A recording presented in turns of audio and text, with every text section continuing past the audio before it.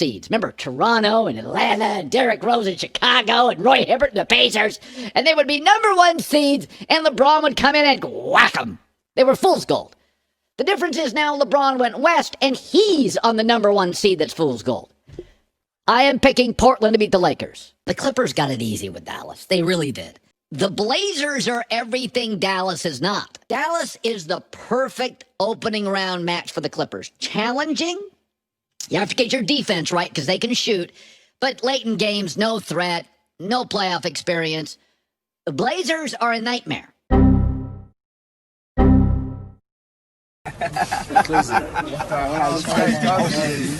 It is what it is. It is what it is. Colin Cowherd, man.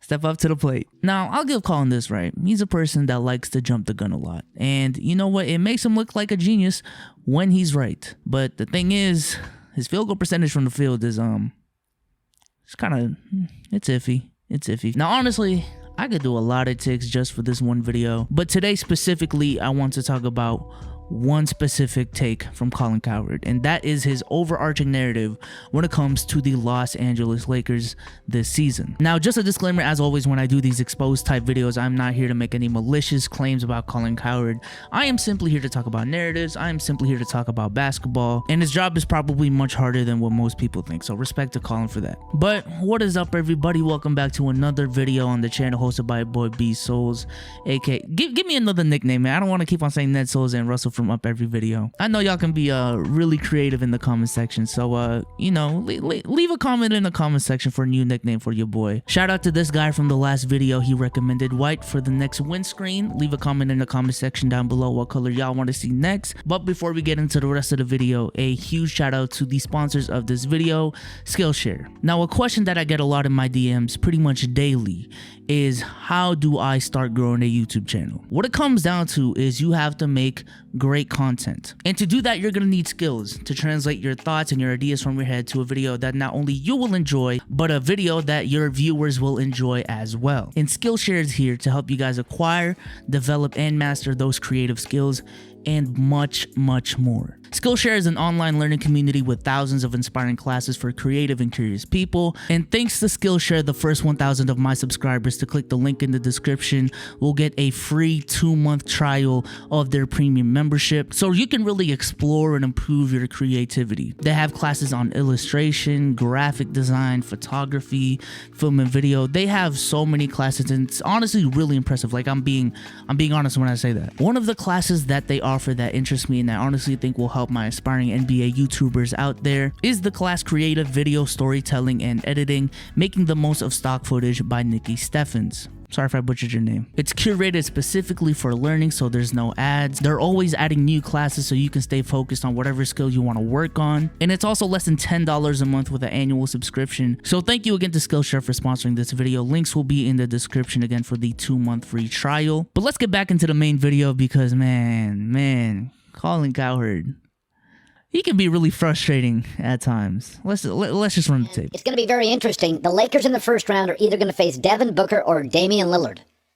They don't have anybody to guard those guys. They've run out of guards. I mean, I guess we can once again ask LeBron to carry a franchise. This is what we do. LeBron, just make it work. At some point in his 17th year, we can't ask LeBron to do everything all the time. Yes, he's great. So was Jordan, but Jordan went 8 years between James Worthy in college and Scottie Pippen with a title. He couldn't do everything. New staff, new position, old roster. Avery Bradley was a real loss, and I'm not blaming people for opting out, but it's interesting. I don't think we can just keep asking LeBron to put on the cape and save the day. They could really use Rondo and really use Avery Bradley, regardless of what everybody says on Twitter. Now, this video was tweeted out on August 12th, so mind you, we are in September. It's a couple weeks out, but I'm telling y'all right now, the next time that the Lakers lose and their backs are even slightly against the wall, do not be surprised if Colin Cowherd says something along the lines that he says in this video. Oh man, if this narrative that LeBron does not have help starts again this year, I'm going off because there is no reason for that this year. There's just none. Now, mind you, he said this before the first round even started, before the Lakers even knew they were going to face the Blazers or the Suns. And the thing that pushed him to say this was because he believed that the Lakers were just going to have such a terrible time guarding the Portland Trail Blazers or even the Phoenix Suns because they have Dame and Devin Booker. Now, keep in mind, Colin Cowherd is the same person who also said this. So that reminds me of Anthony Davis. He's the best player in American sports you haven't seen. Nobody really knows. 95% of fans have never seen him. Oh, you see him in an all-star game? Oh, please. Nobody plays defense. And Anthony Davis is an unbelievable player. He's 26 years old. The scouts I talk to think this will be the first or second year of his prime. He is top 3 in blocks and top 8 in rebounding and the best free throw shooting big and the best defender of the pick and roll. He's got a very laid-back personality like Calvin Johnson and Mike Trout, and because of that, you just don't know much about him. He's the best big in the game. He does more good things than any big in the game. Most believe within a year he will be the best player on the Lakers, playing with LeBron James. Won't be able to be double-teamed because of LeBron James and because the Lakers have enough good shooters. Yeah, right? This is the guy that's on the Los Angeles Lakers. Alongside LeBron, according to Colin Cowherd himself, and he said this after the Anthony Davis trade happened. So this is not something that he said 2 to 3 years ago. And he said, and I quote, he won't be able to be double teamed because he has LeBron James and enough good shooters. So even Colin Cowherd admitted to the world that Anthony Davis has a lot of help. And I would assume if Anthony Davis has all this help, then LeBron James also has access to that same help because, you know, they are on the same team. And ever since this video that was uploaded in July 2019, the Lakers have not played like trash. The Lakers, if anything, have met their high expectations and if anything, exceeded those high expectations. So I'm not really sure what happened between July 2019 and August 12 that made Colin Cowherd say this. The Los Angeles Lakers are a team that's relying on Anthony Davis and LeBron James's play. That's how they're built. As any great team in history, you are going to rely on your best players to play good. That's just how it is. This is a team that's constructed to take full advantage of LeBron James and Anthony Davis as a pick and roll duo. This is a team constructed to fully take advantage of LeBron James's playmaking ability. This is a team constructed to take advantage of Anthony Davis' isolation scoring, while also having the right personnel to have one of the best defenses in the league. You guys can't give LeBron the credit for assembling the team that finished with the #1 seed in the West, talking about how the GM done it again. It was really LeBron who got AD to the Lakers, and that in turn made the team an alluring destination for veterans to play in, and then turn around and say that he has no help when stuff starts going downhill. That is not how that works. And also, let's just keep it real. This is exactly why Kyrie wanted out of Cleveland. Dude was averaging 27 points in the finals in back-to-back years, putting up 24 to 25 points a game, averaging 5 to 6 assists, pretty much a 50, 40, 90 every single year. And then once the Cavs lost in the playoffs, it was, oh, LeBron had no help, man. Get LeBron some help. This man, Anthony Davis, this year, averaged 26 points, 9 rebounds, 2 blocks on great efficiency, was the runner-up candidate for Defensive Player of the Year, technically the guy that made the Lakers go from a 37-win team to the second best record in the league. You know, the same way y'all want to give all the credit to LeBron when he turned a 47-win Miami Heat team to a 58-win team. Anthony Davis has been doing that all season, and you got Colin Cowherd out here running around saying, oh man, all the weight is on LeBron James' shoulders. They're so reliant on LeBron. Get LeBron some help. No, we're not doing that this year. And also, look, I love Avery Bradley. I understand that he was a good player, and obviously his production will be and has been missed by the Los Angeles Lakers because he's not in the bubble. And I'll respect to Avery Bradley once again. He has his own personal reasons. That's cool. But man, y'all acting like they lost a star when they lost Avery Bradley. The whole argument everyone has for the Los Angeles Lakers winning the championship is because they have the best duo in the league. Bezos, they have LeBron James, they have Anthony Davis. That's why they're gonna win the title.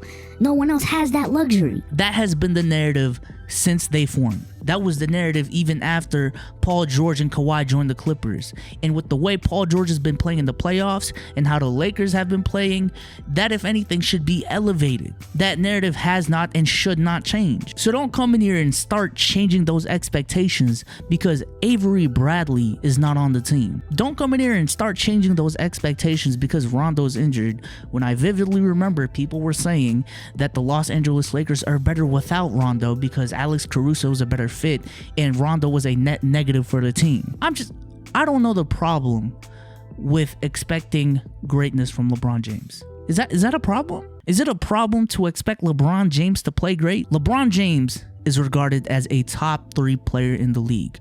Most would have him at 1 and 2. LeBron James is the runner-up for MVP. Some would even say he got robbed. LeBron James has an argument for being the 2nd greatest player of all time. Some would even say the greatest player of all time. So yes, if that's what he is, if he has an argument for all of those things, which again, I agree he has an argument for a lot of those things I just said. If he is a top 3 player in the league, if he is the runner-up MVP, and if he is arguably the greatest player of all time, I'm going to hold him to those standards. I'm going to expect LeBron James to play like he is those things. Because if the expectations for LeBron is just to go out there and score 20 points a game, barely play defense, make some great passes here and there, then I can name 10 players off the top of my head that have higher expectations, that have a higher bar. And if that's the case, then LeBron James is not those things. But I'm making this clear. I'm a person that believes he is, and that is why me and a lot of people are expecting greatness from a great player. So no, we're not starting this whole LeBron has no help narrative. No, not this early. Not now. Nothing has happened for people to say that. No way. I guess my question to Colin Cowherd is how much more does he need? How much more? Because apparently having a guy who you said was the best basketball player in the world that you've never heard of, and having a great coach, and having 3-and-D players who can defend and shoot the ball to take advantage of LeBron's playmaking ability, and so that he doesn't have to play amazing defense every possession, is not enough. That is not enough.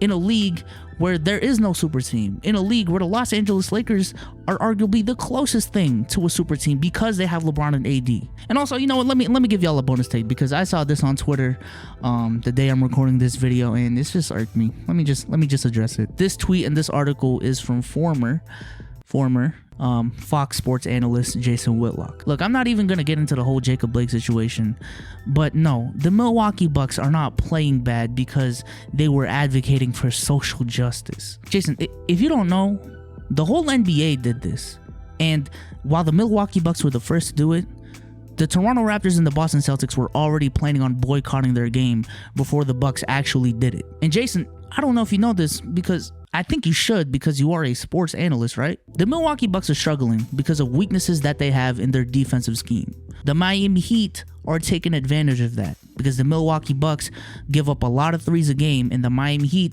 are a great 3-point shooting team. And also, let's just keep it a buck. Let's keep it real. Giannis Antetokounmpo has weaknesses in this game that are more magnified in the playoffs because there is more half-court play. The Milwaukee Bucks are a team that's been struggling since the bubble has started. And Jason, if your problem is that the Milwaukee Bucks have strayed too much away from doing their job as being basketball players, Jason, you just did the same thing, because what you did was made something that honestly did not have to be political, honestly isn't political, is honestly more on-court problems than it is off-court problems, into something political. No.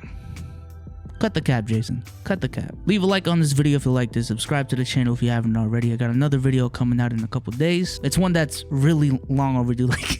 It's really long overdue. But if you keep up with me on Twitter, y'all know what's coming next. But with that being said, I'm up. Fucking Jason Whitlock, man. Stupid.